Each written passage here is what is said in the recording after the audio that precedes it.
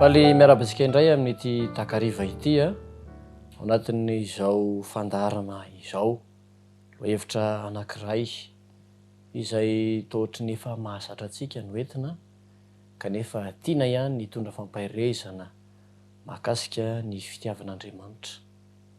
Alohan'izay andiniantsika izay lohahevitra izay anefa dia andeha araka hivavaka isika.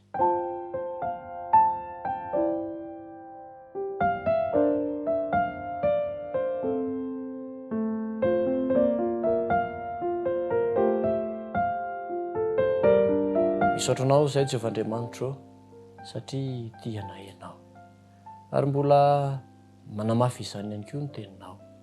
Ankehitriny ary dia hazavao hatrany ny sainay ahafahanay matoky amin'izany fitiavanao izany.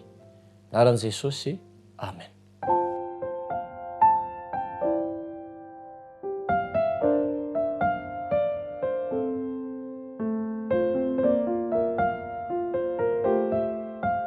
Andriamanitra dia fitiavana. Izany no ambaran'ny soratra masina amintsika ao amin'ny Jaona 2:4-5. Andriamanitra dia fitiavana. Manao tokoa moa no fisehoan'izany fitiavan'Andriamanitra izany. Ny tsara ho fantatra voalohany indrindra dia izao: mahafitiavan'Andriamanitra dia manome ny tsara indrindra Andriamanitra. Ny fitiavana tokoa mantsy dia manome. Raha mijery isika ny voalazo amin'ny Genesis 1:1-3. Ny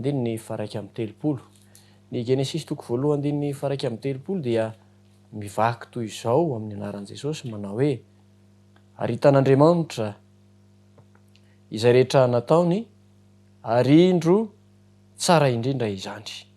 Dia nisy hariva nisy maraina andro fahaenina izany. Izany hoe rehefa nivoaka teo am-pitan'Andriamanitra izao tontolo izao dia ny mason'Andriamanitra mihitsy no nijery azy dia ambara fa tsara indrindra izao tontolo izao. Rehefa nanome ny toerana honenany ho an'ny olombelona zany Andriamanitra dia ny tsara indrindra no nomanin'Andriamanitra ho azy. Ary mahagaga izay fahaizan'Andriamanitra miasa izay. Nomaniny aloha ny toerana tsara indrindra dia izay izy nametraka ny olombelona tao ary rehefa izay dia navela no karakarain'ny olombelona ny tontolo izay namboariny. Indrisy anefa fa noho ny safidy ratsy nataon'ny olombelona raha nametraka didy tokan'Andriamanitra ny tsy kasihan'izy ireo ny hazo voarara dia zary lasa voasarika tao amin'izany raha vehivavy. Ary ilay hazo izay mahafaty nambarin'Andriamanitra dia lasa hitan'ny ravehivavy maty hihinana. Dia naka tamin'ny vonin'ny hazo ravehivavy ary dia nihinana dia nomeny ihany koa ny vatiny. Ao amin'ny Genesis 1:3 no ahitantsika an'izany tantara izany. Ary tafasaraka tamin'Andriamanitra ny olombelona. Hoy ny ambaran'ny soratra masina amin'ny Isaia 7:15, ny 1 sy ny 2 manao hoe: ny sofin'i Jehova tsy taly valovana fa mary, ary ny tanan'i Jehova tsy fa mahavonjy, fa ny heloko anareo efitra mampisaraka amin'Andriamanitra, ary ny fahotanareo mampiafina ny taviny aminareo ka dia tsy miaino izy. Noho ny fahotana na ilay tsy fanekena ny tenin'Andriamanitra dia tafasaraka tamin'Andriamanitra ny olombelona. Rehefa tafasaraka tamin'Andriamanitra ny olombelona dia nisy ny zavatra izay nataon'Andriamanitra. Nanome fampanantenana sady Andriamanitra vantany voanao ty Adama sy Eva ny hanome ny zanany lahatokana ho an'izao tontolo izao. Rehefa tonga toy ny fotoana dia voasoratra ao amin'ny bokin'ny soratra masina ao amin'ny Jaona 3:3, ny 19, ilay teny malaza izay tsika mahatsara manao hoe: fa toy izao no nitiavan'Andriamanitra izao tontolo izao, nomeny ny zanany lahatokana mba tsy ho very izay rehetra mino azy fa hanana fiaina mandrakizay. Zay ilay mbola ahitantsika hoe ny an'Andriamanitra rehefa manome izy dia ny tsara indrindra. namorona tontolo tsara indrindra ho an'ny olombelona izy, ary ihany koa mbola nanomeny zanany lahatokana. Inona indray moa no mety ho tsara indrindra mihoatra lavitra noho izany zanaka lahatokana izany mba ho atolotra ho famonjena izao tontolo izao. Mahafinaritra nefa fa ao anatin'izay andalan-teny izay dia ozy hoe mba tsy ho very izay rehetra mino azy fa na fiainana mandrakizay. Mila ny finoana kosa nefa no ahafahana misitraka ny fiaina mandrakizay izay omen'Andriamanitra. Eny, nomeny maimaim-poana tokoa ny zanany lahatokana mba ho famonjena izao tontolo izao. Kanefa miankina amin'ny safidy irery ihany no ahafahana mahazo na tsia ny fiainana mandrakizay. Fa anisan'ny teny mahafinaritra indrindra nefa ao amin'ny soratra masina ny toy any amin'ny 7:10 ao amin'ny Genesis Jaona 3 io. Izao no vaky ny teny amin'ny anaran'i Jesosy. Fa Andriamanitra tsy naniraka ny zanaka ho amin'izao tontolo izao hanameloka izao tontolo izao, fa mba hamonjeny izao tontolo izao. Izay mino azy dia tsy hoelohana, fa izay tsy mino kosa dia efa voaheloka rahateo, satria tsy nino ny anaran'ny zanaka lahatokan'Andriamanitra izy. Raha naniraka an' Jesosy hoe eto amin'ity tany misy antsika ity zany Andriamanitra, dia mazava ny fanambarana fa tsy ny hanameloka izao tontolo izao velively no antony nanirahana an' Jesosy Kristy ho tonga teto amin'ity tany ity, fa ny hamonjena. Zany hoe ny hanafaka ny olona eo ambanin'ny gejany fahotana. Ny Matthieu 2:1-20 tokoa manko dia milaza amintsika manao hoe fa izy hamonjy ny olony ho afaka amin'ny fahotana. Ny fahotana ny olana lehibe indrindra izay atrehan'izao tontolo izao. Io no miteraka fahafatesana ho an'ny olona, io no miteraka fijaliana sy fahoriana, ary io ihany koa no antony nahatonga an'Andriamanitra naniraka ny zanany lahatokana mba ho eto amin'izao tontolo izao. Ny soratra masina dia miteny amintsika amin'ny Romana 7:17 fa samy efa nanota izy rehetra. Zany hoe tsy misy olombelona izany na dia iray aza izay tsy nanota. Ary zany indrindra no nahatonga an'Andriamanitra nanay fanapahan-kevitra lehibe izay nahatonga an' Jesosy Kristy ho tonga teto amin'ity tany ity. Raha tonga teto an-tany anefa Jesosy dia tsy ny hanameloka velively no nahatongavany teto, fa kosa ny hitondra famonjena. Tadiditsika ve ilay lehilahy marary ny paralysisa izay nentiny teo amin'i Jesosy? Nisy olona efa nitondra an'ity lehilahy ity nankeo amin'i Jesosy. Nisorona mihitsy ny tafitrano tamin'izay fotoana izay, ary rehefa tonga teo amin'i Jesosy ity lehilahy ity, dia ao Jesosy Kristy hoe voavela ny eloko ao. Rehefa nandre izany ny olona manodidina dia toa tezitra noho ny amin'izany teny izany. Kanefa izay indrindra no antony nahatongavan'i Jesosy hitondra famelan-keloka. Eny tokoa noho ny fahotan'ity lehilahy marary ny paralysisa ity no nahatonga azy ho naharary.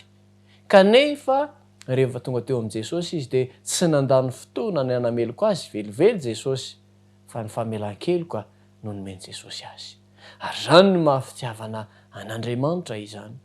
Izay rehetra manantona azy dia tiany ny hanolotra famelan-keloka amin'ny alalan'ilay zanaka lahatokana izay nirahany ho eto amin'izao tontolo izao. Indray andro rehefa niasa tany amin'ny toerana anankiray antsoina hoe Ranomainty tamin'izay fotoana izay, namangy mpiara mivavaka tamin'izay, ary rehefa namangy azy ireo bisikileta moa no nampiasaina tamin'izany fotoana izany, ary tsy misy feo ny bisikileta. Rehefa tonga teo ambaravarana dia nandondona ary niantso hoe odio, dia nigoropaka ny tao an-trano. Pastera zany. Ary nampandrosoana izy ireo tany an-trano Rehefa nampandrosoana tamin'izay fotoana izay dia indro fa natao tsara afina tany ambany fandriana ny kafe izay nendasina. Ary rehefa afaka kelikely dia niome izy mianakavy sady niteny tsotra nanao hoe jereo ty adalàna anie, lehibe dia lehibe tokoa ny adalàna izay vita, fa dia inona hoy aho no mampiome? Aroa izy ireo hoe tsy izany mantsy pastera fa manendy kafe zahay io ary nafenina ny ambany fandriana ilay izy. Fa ilay izy no miafina ny ambany fandriana fa ny fofony kosa manentoeto dia manentoeto tokoa. Ary tamin'izay fotoan'izay no niteny hoe raha tonga aty aminareo dia voalohany indrindra tsarovy hamangy anareo hitondra fampahirezana fa tsy sanatria akory hitsikeran' izay mety ho fahalemenareo. Fa nampitako tamin'izay kosa hoe kanefa raha tsaroanareo fa tsy mety ilay nataonareo dia aza manao an'izany intsony. Izany ihany koa no tian'i Jesosy Kristy mba ho ataontsika eo amin'ny fiainantsika. Teny mba hitsorantsika eo anatrehany ny fahatsoantsika. Ny Jaona voaloha toko voalohany andininy 7 dia miteny mazava tsara manao hoe raha miaiky ny fahotantsika isika dia matoky sy marina izy ka mamela ny fahotantsika ary manadio antsika ho afaka ho amin'ny tsy fahamarina rehetra. Tsy vitany hoe mamela fahotana fotsiny Jesosy fa manadio mihitsy aza. Ary izany no mahafitiavan'Andriamanitra. Izaho izay mpanota be tsy mendrika akory dia neken'i Jesosy ny anamarina raha toa ka manaiky azy ho tompy sy mpamonjy ny tenako manokana. Amin'ity takariva ity ary dia te haneho ny fitiavany amiko sy aminao Andriamanitra. Te hiteny amiko sy aminao Andriamanitra hoe tia izy, tianao izy ary tsy miova izany fitiavana izany. Araka nefa nampitondrainy ny mpaminany Jeremia hoe fitiavana mandrakizay no nitiavako anao. Matokiry namako fa tianao Andriamanitra. Ary raha mbola velona ianao dia aza adino fa mbola tianao Andriamanitra. Ary izany fitiavana izany no miantso anao mba hanatonanao azy. Aza vela hisisakana anao tsy hanaton'Andriamanitra. Ary aza vela hisisakana anao tsy hanaiky fa tianao Andriamanitra. Ny olombelona mety ho tianao ny amin'ny toerana izay tazominao ihany. Indray tokoa mantsy dia rehefa nandeha ny tena tamin'izay fotoana izay, nandeha moto dia nosakanan'ny pôlisy anankiray. Rehefa nosakanan'ity pôlisy ity dia niteny izy hoe midina ny ao aoriana. Dia rehefa nidina tamin'izay fotoana izay dia ozy izy ilay nitondra moto nanao hoe eny ary pastera fa midina hono izany ianao. Dia rehefa nidina ahako dia nanontany ilay pôlisy fa nga ianao pastera? Dia ozy izy hoe pasteranay ozy ilay nitondra moto. Ary tamin'izay fotoana izay indrindra dia niteny avy hatrany indray ilay pôlisy manao hoe raha pastera ianao ary dia andana indray miakatra. Ary dia gaga ny saiko tamin'izay fotoana izay hoe amin'ny maha-pastera tokoa moa izany dia avelan'ny olona ako amin'ny mety ho hajain'ny olona ve? Ry namako, tsy mba tahaka izany Andriamanitra. Tianao izy, asany tany iananao. Izy mihitsy nefa niteny manao hoe fa ny zanako sy ny asan'ny tanako dia aoka ho adidiko ihany. Tsy miandry toerana tsaratsara eo amin'ny fiainanao izy vao tianao. Fa ianao izay noforoniny mihitsy. Na manao na manahoana ianao dia tsarovy. Tian'Andriamanitra ianao.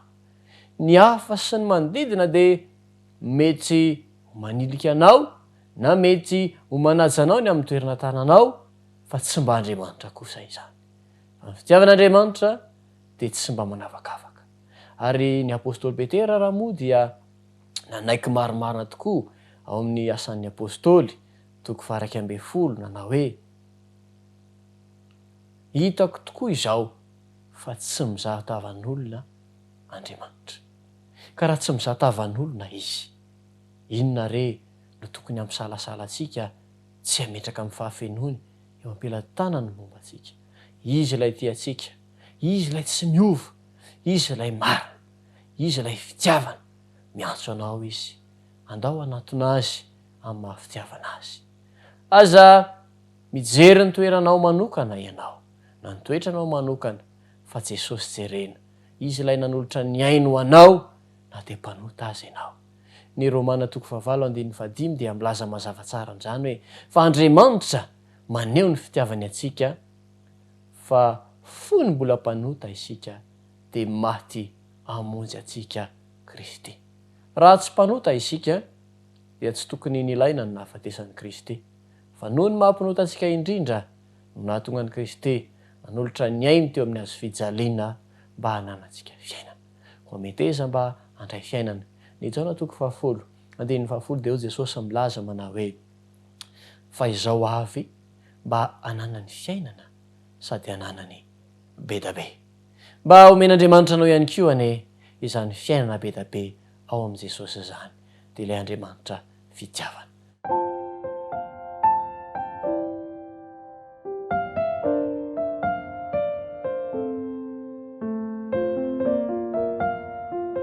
Misaotra anao izay Andriamanitra noho ny fitiavana lehibe izay nasehonao. Iaignane ka mba ho babon'izany fitiavanao izany izahay ary hanantona anao amin'ny mpifaliana fa tsy hisalasala indray. Ny anaran'i Jesosy, amen.